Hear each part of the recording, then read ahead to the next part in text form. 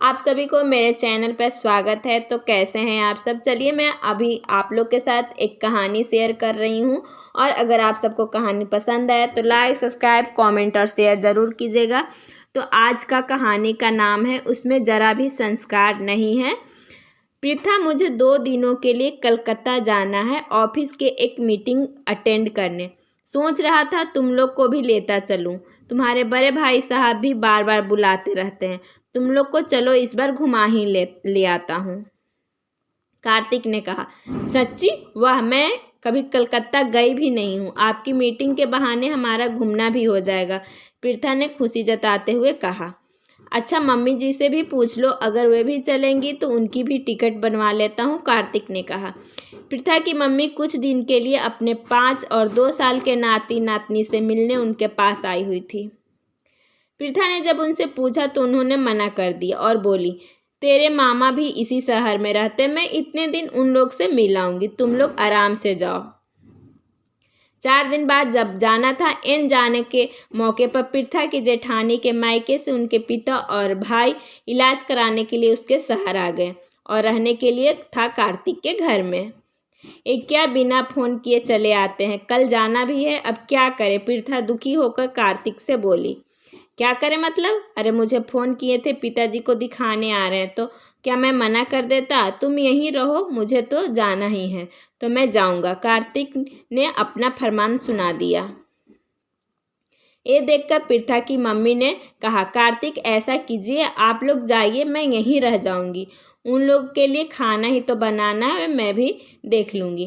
पहली बार बेटी कलकत्ता जाने को लेकर उत्साहित है, फिर पूरी तैयारी कर रखी है, तो ले जाइए, वैसे भी बहुत वक्त से कहीं गई भी नहीं है। कार्तिक बेमन से राजी हो गया। फिर जब जेठानी के भाई को पता चला कलकत्ता जाने का प्रोग्राम बना हुआ है तो वो बोला, अरे कार्तिक जी, बता देते तो 2 दिन बाद आते, कोई जल्दी नहीं थी। फिर आप हमारे वजह से प्रोग्राम कैंसिल कर दीजिए, कैंसिल मत कीजिए। मम्मी अकेली न पड़ जाए, ये सोचकर प्रीथा ने कार्तिक से कहकर अपनी मामी सास को भी अपने घर बुला लिया, जो उसी शहर में पास में ही रहती थी और उन लोग को अच्छे से जानती थी और हमेशा उनके यहाँ आना जाना लगा रहता था, ताकि दोनों समधन का मन भी लगा रहे और मेहमानों का आवभगत भी हो सके। क्योंकि प्रीथा की माँ जेठानी के परिवार को बस 6 साल से ही जान रही थी, पर मामी सास 12 साल से। खैर, प्रीथा 2 दिन कलकत्ता घूमकर आ गई। जेठानी के पिता और भाई चेकअप करवाकर चले गए थे। घर में मामी सास और मम्मी ही रह गई थी। मामी सास भी जाने को तैयार हो रही थी। प्रीथा ने कहा, चाय बनाकर लाती हूँ, पीकर जाइए। मामी सास और मम्मी बात कर रही थी। देखिए, प्रीथा को ये सब मत बताइएगा, जो भी बड़ी बहू के पिताजी बोल रहे थे। मैं भी 6 साल से प्रीथा को देख रही हूँ, वे ऐसा कभी कर ही नहीं सकती। वे बस अपनी बेटी की तारीफ करते रहते हैं। आप भी दिल छोटा मत कीजिए, वे आदमी ही हैं, कुछ भी बोलते रहते हैं। आदत से लाचार हैं, क्या कीजिएगा, वे आदमी ही ऐसा हैं। ये सब बातें कमरे में आ रही प्रीथा के कानों में पड़ी, जो हाथ में चाय के ट्रे लेकर इधर ही आ रखी थी। वे सोचने लगी, आखिर ऐसा क्या बात जेठानी के पिताजी बोल दी हैं। खैर, वे तो कुछ भी न पूछी जानती थी कि माँ बता ही देगी। मामी सास चाय पीकर अपने घर चली गई। बेटा, तुमसे कुछ बात करनी है, माँ ने उनके जाने के बाद कहा। हाँ पूछो न, क्या हुआ। प्रीथा परेशान तो थी ही, पर खुद को संयत कर बोली। तुम अपने ससुराल में कभी ऐसा की हो क्या? घर में सभी बड़े भूखे बैठे हों और तुम कार्तिक के साथ बैठकर एक ही थाली में खा ली हो, वो भी तब जब तुम्हारे ससुराल में बहुत सारे लोग आए हुए थे। ये क्या बोल रही हो माँ? मैं तो सबसे आखिर में अपना खाना लेती हूँ, वो भी सबको खिलाकर। ये तुमसे किसने कहा? और तुम मान भी गई? प्रीथा ने सुनकर गुस्सा आया। वे तो तुम्हारी जेठानी के पिता बोल रहे थे। आपकी बेटी संस्कारहीन है, उसको जरा भी संस्कार नहीं है कि पहले घर के बड़ों को खाना खिलाए और फिर खुद खाए। एक बार घर में इतने सारे लोग थे, पर किसी को भी वे खाने को नहीं पूछी और खुद कार्तिक के साथ खाने बैठ गई। मेरी बेटी तो ऐसा कभी नहीं करती। माँ, तुम ये सब सुनकर सच मान ली? ओह, हाँ याद आया, माँ वो ऐसा क्यों बोल रहे होंगे। एक बार ससुराल में कोई प्रोग्राम था, घर में बहुत सारे लोग आए हुए थे। सबने दोपहर का खाना खा लिया था, पर कार्तिक उस वक्त घर पर नहीं थे। मैं उनका इंतज़ार कर रही थी। शाम का वक्त था जब कार्तिक बाहर से भूखे आए। मैं उनको खाना देने गई तो वो मुझसे पूछे, तुमने खा लिया? तुम जानती ही हो माँ, मैं उनके बाद ही खाती हूँ।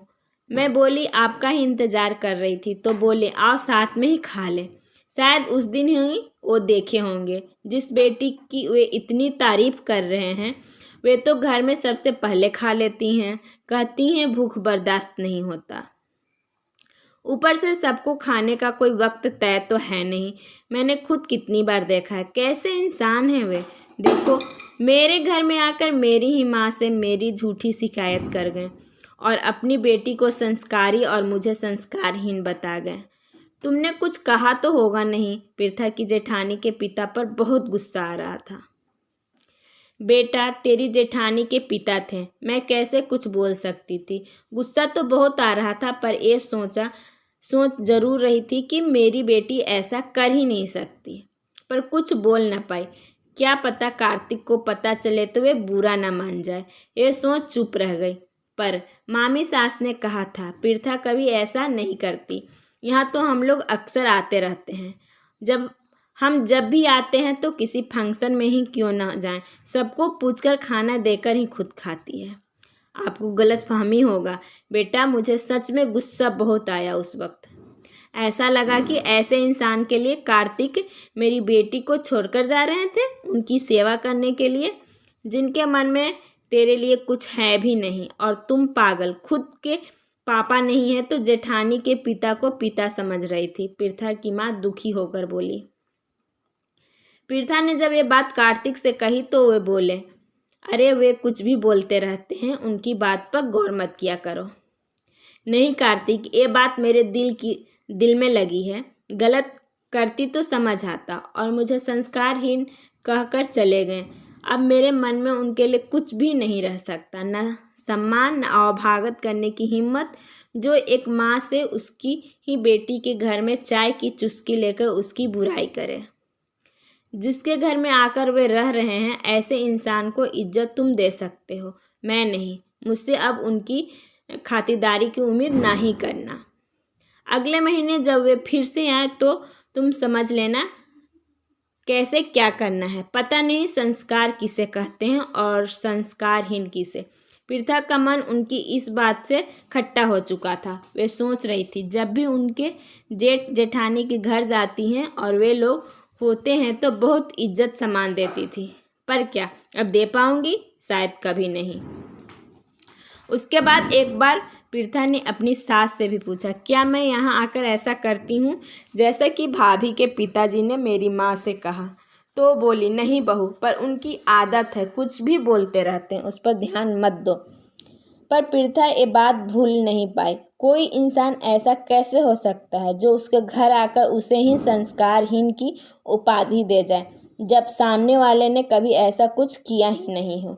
जिसकी बात होती वे भी झूठी शिकायत, वे इंसान चाहकर भी पहले जैसा न बन पाता, न पहले जैसी इज्जत दे पाता। बहुत बार जेठानी के पास जाना हुआ, उनके पिताजी से सामना हुआ, पर पृथा नमस्ते से ज़्यादा इज्जत ना दे पाई। ये शायद उसके संस्कार ही थे या वे संस्कारहीन थी, जो वे ये बात कभी भी अपनी जेठानी से कह न पाई। झूठी बात बहुत गहरे लगती है, जो पृथा के दिल को लग गई थी। अब आप सब इस बारे में क्या कहेंगे? क्या पृथा गलत थी या फिर संस्कारहीन नहीं थी, या सच में वे संस्कारहीन थी? आप सब कमेंट में ज़रूर बताइएगा कि आप सबको कहानी कैसा लगा। तो आज के लिए बस इतना ही। नमस्ते।